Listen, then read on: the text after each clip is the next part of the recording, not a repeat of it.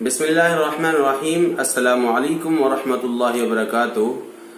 میرے محترم بزرگوں، عزیز ساتھیوں، آج کی میری بات کا جو موضوع ہے وہ ہے آم کے پیڑ پر کبھی امرود کا پھل نہیں لگا کرتا، اور اس سے میری مراد یہ ہے کہ ازدواجی زندگی میں ہم وہ تو کام نہیں کرتے جس کو اللہ اور اس کے رسول نے کہا ہے، لیکن من چاہی زندگی گزارنا چاہتے ہیں اور سوچتے یہ ہیں کہ اس کا نتیجہ ہماری سوچ کے مطابق ہو۔ یہ جو نکاح کا رشتہ ہے اس میں بڑی طاقت ہے۔ دو انجان لوگ بھی جب اس رشتے میں، اس بندھن میں بندھ جاتے ہیں تو قدرت دونوں کے دل میں محبت ڈال دیتی ہے۔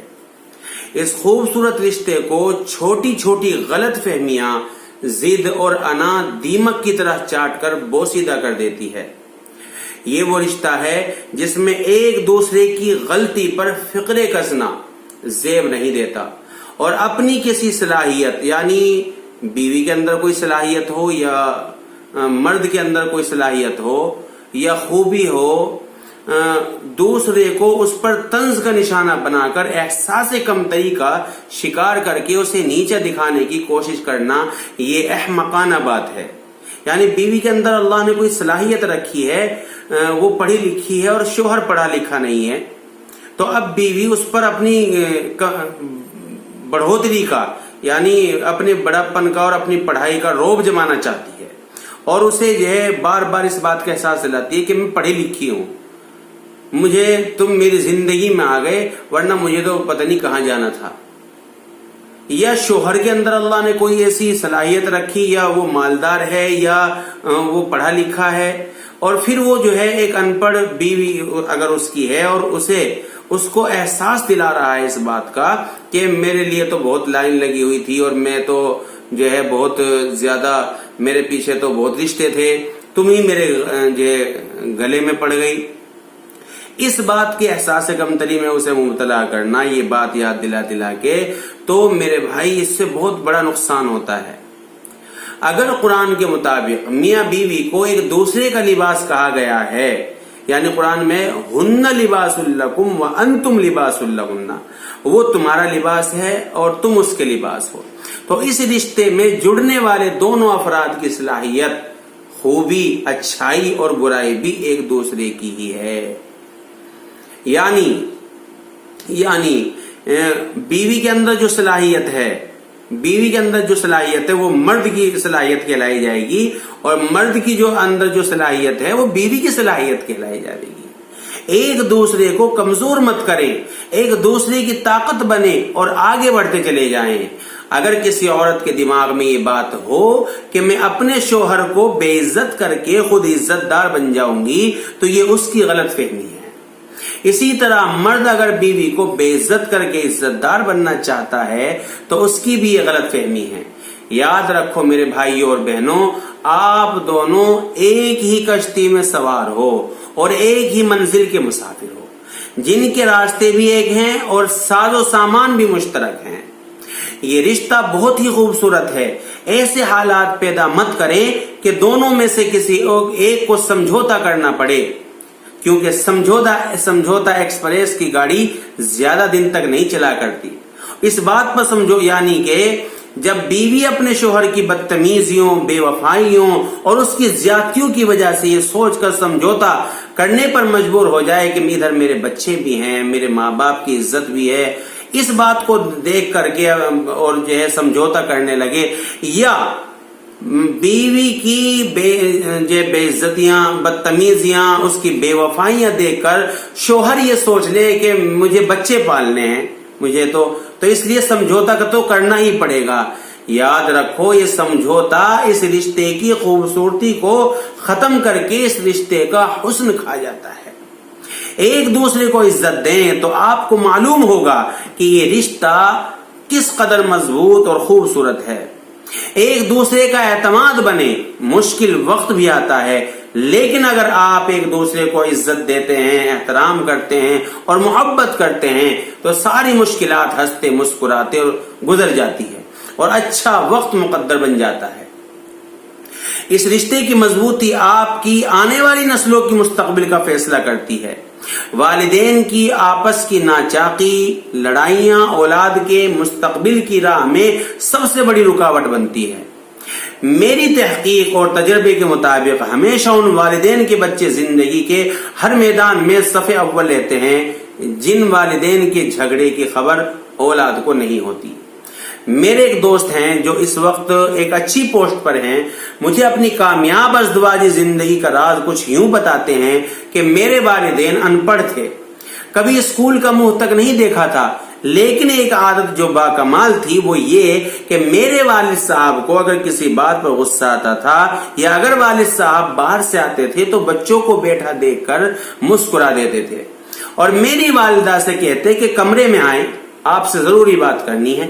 मेरी वालिदा कमरे में जाती और वापसी पर दोनों मुस्कुराते हुए बाहर आते थे।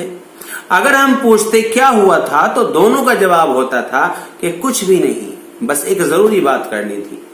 उम्र गुजरने के साथ साथ हमें इस बात का इल्म हुआ, यानी मेरा दोस्त बता रहा है कि दोनों का झगड़ा मेरी वालिदा का और अब्बा का बंद कमरे में होता था, जिसकी आवाज भी बाहर नहीं आती थी। और आज का माहौल देख लें, आवाज तो दरकिनार, बाहर से ही दरवाजा तोड़ने की शक्ल में अंदर जो घुसना चाहते हैं और फिर अंदर आकर के गालियां और इस तरह की बदतमीजियां करते हैं कि बच्चे सब देख रहे होते हैं। तो वो मेरे दोस्त कहते हैं कि जब मेरी शादी हुई तो मैंने भी अपने वालिद साहब की इसी आदत को अपनाया और मेरी अज़दवाजी जिंदगी भी बहुत खुशगवार गुजर रही है अल्हम्दुलिल्लाह। और मेरे बच्चे हर मैदान में बढ़ चढ़कर हिस्सा लेते हैं। मेरे उस दोस्त के इस वाक़े से मेरी इस तहकीक में मजीद इजाफा हो गया कि बच्चे हमेशा वालिदैन से सीखते हैं। बच्चों की तरबियत में वालिदैन का अक्स झलक रहा होता है। आप जो भी करेंगे आपका बच्चा भी वैसा करेगा, क्योंकि आम के पेड़ पर अमरूद का फल कभी नहीं लगता। अपने बाहमी रिश्ते को मजबूत करें, इस रिश्ते की मजबूत जड़ आपकी औलाद का फल मीठा करेगी। इस रिश्ते की कमजोरी आपकी नस्लें तबाह कर देंगी और आपका बुढ़ापा बहुत मुश्किल हो जाएगा। छोटी छोटी बातों को इतना तूल मत दिया करें, जैसा घर की जो छोटी छोटी बातें होती हैं, नमक ज्यादा हो गया, पानी टाइम पे नहीं मिला, आते ही नहीं मिला, इतना तूल मत दिया करें कि उसके असरात आपकी औलाद की नाकामी की सूरत में निकले। अच्छी औलाद हमेशा अच्छे वालिदैन की निशानी होती है। बच्चों को नसीहत करना छोड़कर अमली मुजाहिरा करना शुरू कर देंगे तो आपको नसीहत करने की जरूरत पेश नहीं आएगी। आपका बच्चा खुद ही आपको देखकर उन आदात को अपनी जिंदगी में शामिल कर लेगा। यानी मिसाल के तौर पे आपका बच्चा नमाजी नहीं है तो आप नमाज पढ़ना शुरू कर दे। आप चाहते हैं मेरा बच्चा झूठ ना बोले, आप सच बोलना शुरू कर दे। मैंने अपनी इस जिंदगी के दौरान बच्चों के नताइज पर मुरतब होने वाले मनफी असरात में वालिदैन के झगड़े को सरे फहरिस्त पाया है जो बच्चे नाकाम हुए हैं।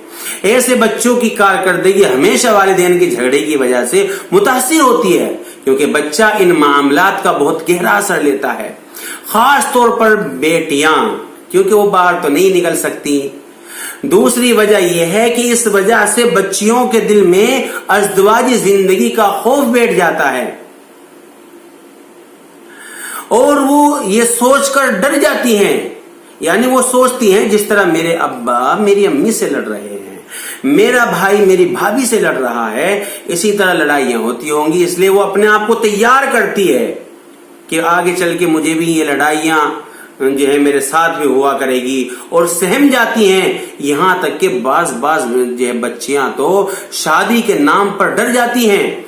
इसी तरह आपके बच्चे तन्हाई का शिकार होकर टेंशन में मुब्तला हो जाते हैं।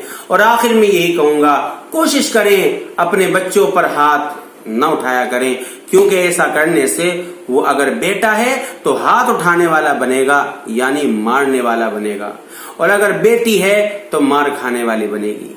तो दोस्तों, मेरी बहनों, मेरी बच्चियों, अगर आपको मेरी ये बातें अच्छी लगी तो इन्हें अपनी जिंदगी में लाने की कोशिश करें और दूसरों तक इस बात को शेयर जरूर करें, दूसरों तक पहुंचाएं।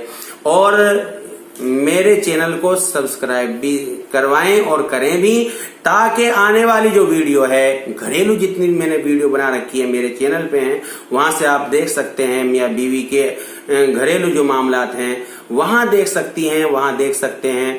تو یہ جو سامنے جو لال سا دکھ رہا ہے آپ کو سبسکرائب کا بٹن، یہ بھی دبا دیں اور بیل آئیکن دبانا بالکل نہ بھولیں۔ اللہ پاک مجھے بھی اور آپ سب کو بھی عمل کرنے کی توفیق عطا فرمائے، اور اللہ پاک ہمارے بچوں کو بھی ترقی سے نوازے۔ السلام علیکم ورحمۃ اللہ۔